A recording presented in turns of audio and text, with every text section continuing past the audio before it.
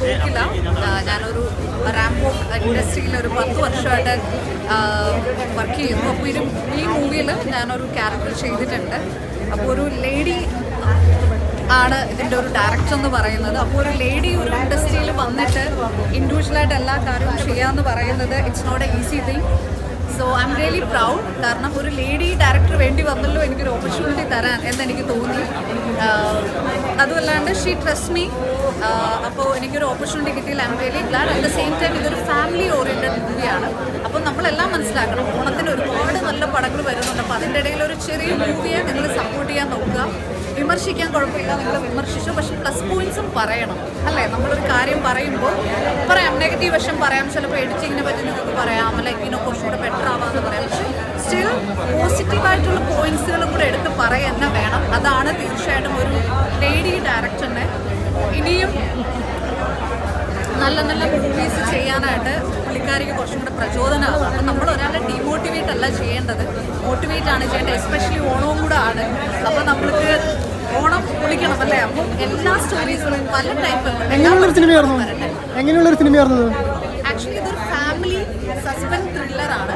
ഇപ്പോൾ ഒരു ഫാമിലിയിൽ നമുക്ക് എല്ലാവർക്കും അറിയാം ഒരു മാരേജിനെ എങ്ങനെയാണ് കാണുന്നത്. കേരളത്തിൽ നമുക്ക് അറിയാവുന്ന ഒരു കാര്യമാണ്. നമുക്ക് ഇഷ്ടപ്പെട്ട ഒരാളെ നമ്മൾ വിവാഹം കഴിക്കണമെങ്കിൽ അവരുടെ സ്റ്റാറ്റസ്, അങ്ങനെ കുറേ കാര്യങ്ങൾ നമ്മൾ നോക്കും.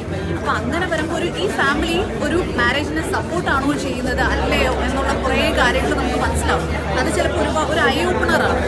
എടുത്തിരിക്കുന്ന വിഷ്വൽസ് കാണുമ്പോൾ മനസ്സിലാവും നമ്മൾ ഫാമിലി ഒരു പ്രണയിക്കുന്ന ആളുകളെ അല്ലേ നമ്മളിപ്പോൾ സോഷ്യലി കണ്ടുവരുന്നത് എങ്ങനെയാണ്? കൂടെയുള്ള സുഹൃത്തുക്കളും ഫാമിലിയും ആത്മാർത്ഥത്തോടെ രണ്ടുപേര് സ്നേഹിച്ചാൽ ഒന്നിപ്പിക്കാനല്ല നോക്കുന്നത്, മൈനസുകൾ നോക്കിയിട്ട് രണ്ട് സൈഡും പറഞ്ഞ് അവരങ്ങ് പിരിയുക അല്ലേ? അപ്പോൾ പ്രണയിക്കുന്നത് ഒന്നിക്കണമെങ്കിൽ എന്ത് ചെയ്യണം, എന്ത് ചെയ്യാൻ പാടില്ല. രണ്ടുപേരും സ്നേഹിക്കുന്നുണ്ടെങ്കിൽ അത് അവരുടെ പേഴ്സണൽ ഡിസിഷനാണ് അല്ലേ? അതിൽ ഫാമിലി ആണെങ്കിലും സുഹൃത്തുക്കളാണെങ്കിലും നമ്മൾ പാസ്റ്റൊക്കെ പറയും അല്ലേ, അവരുടെ പണ്ട് ഇങ്ങനെയായിരുന്നു, പണ്ട് അങ്ങനെയായിരുന്നു. പക്ഷെ അതൊന്നും പറയാതെ ഫ്യൂച്ചറിനെ പറ്റി ചിന്തിച്ച് അവർ ഒന്നിച്ച് മുന്നോട്ട് പോകാൻ അവരാണ് ഡിസൈഡ് ചെയ്യേണ്ടത്. അതിൽ ഫാമിലി എത്രത്തോളം ഇൻവോൾവ് ആവണം, ഇൻവോൾവ് ആവാൻ പാടില്ല എന്നുള്ളത് വളരെ ബ്യൂട്ടിഫുൾ ആയിട്ട് പറയുന്നുണ്ട്. അപ്പോൾ എല്ലാവരും വാച്ച് ചെയ്യൂ പ്ലീസ്. വിമർശിക്കൂ, പക്ഷെ സപ്പോർട്ടും ചെയ്യൂ. Thank you. ഉണ്ട് കേട്ടിരിക്കാൻ പറ്റിയ നല്ല love stories cinema. Feel good movie. സിനിമയെ പറ്റി രണ്ടു വാക്ക് പറയാമോ? സിനിമ നല്ല സിനിമയാണ്.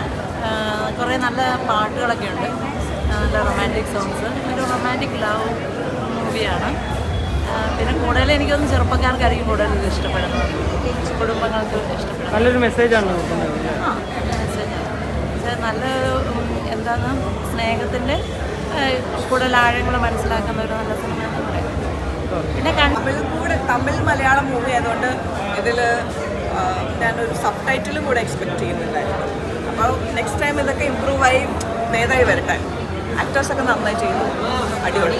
ഡാൻസുകളൊക്കെ വൈറലായിട്ടുണ്ടല്ലോ, ബില്ലി ഡാൻസ് ഒക്കെ കണ്ടത് സൂപ്പറായിട്ടാണ്. എന്ത് പറയുന്നതിന് വേണ്ടിയിട്ട് അത്രയും പെർഫെക്റ്റിന് വേണ്ടിയിട്ട് എന്തെങ്കിലും പഠിച്ചിട്ടുണ്ടോ?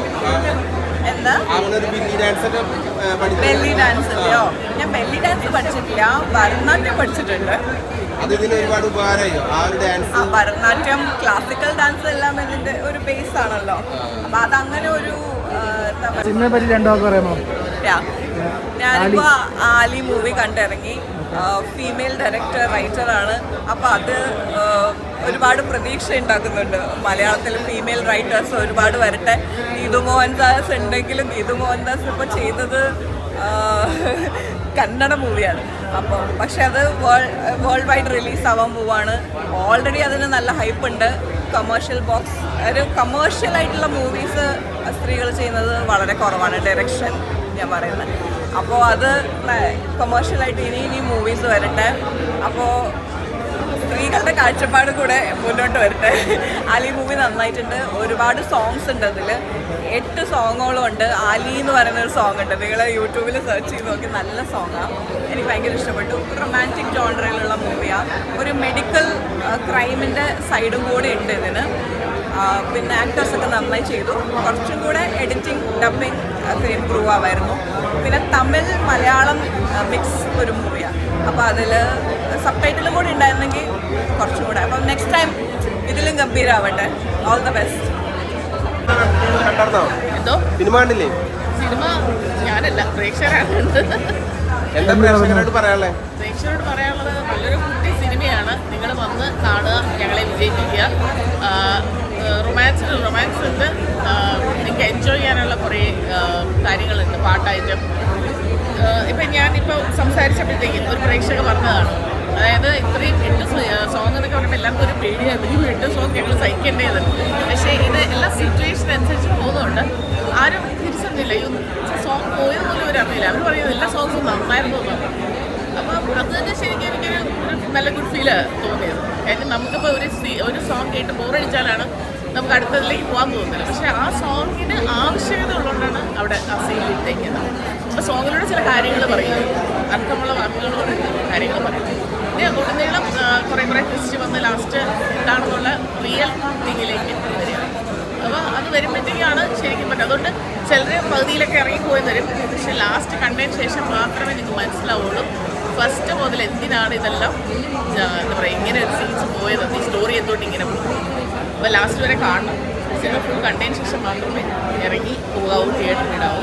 ഇങ്ങനെ ആദ്യത്തെ ചിലപ്പോൾ ഒന്നും മനസ്സിലായെന്ന് വരില്ല. സിനിമ ലാസ്റ്റ് കണ്ടു കഴിയുമ്പോഴത്തേക്ക് കറക്റ്റ് മനസ്സിലാവും. ഒരു സ്ത്രീയായ ഞാൻ ഒരു ഡയറക്ടറാണ്. നിങ്ങൾ അങ്ങനെ കൺസിഡറേഷൻ വേണ്ട, ഞാൻ പിന്നെ അത് ആക്ട് ചെയ്തിട്ടൊക്കെ ഉണ്ട്.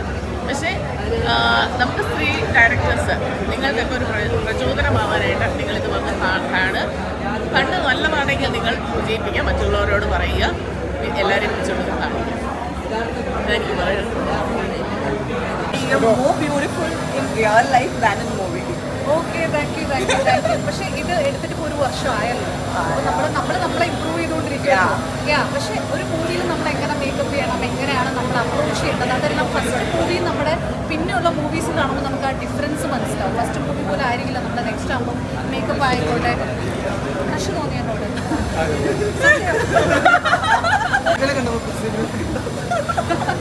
എന്ത് ചോദിച്ചോ അടുത്ത ക്വസ്റ്റ്യൻ. പാട്ടുകളൊക്കെ എങ്ങനെ തോന്നുന്നു? പാട്ടെല്ലാം നല്ല രസമുണ്ട്. എനിക്കൊന്ന് ലാസ്റ്റിൻ്റെ song was really nice. Tamil song നന്നായിട്ടുണ്ട്. പിന്നെ ആലി എന്ന് പറയുന്ന സോങ് നന്നായിട്ടുണ്ട്. അതിലൊരു ഡാൻസ് കളിക്കാനൊരു പാട്ട്, പക്ഷെ പാട്ടില്ലല്ലേ. അലൻ്റെ ഡാൻസ് ആണ് ഫേമസ് അല്ലേ? ഓക്കെ, പാട്ട്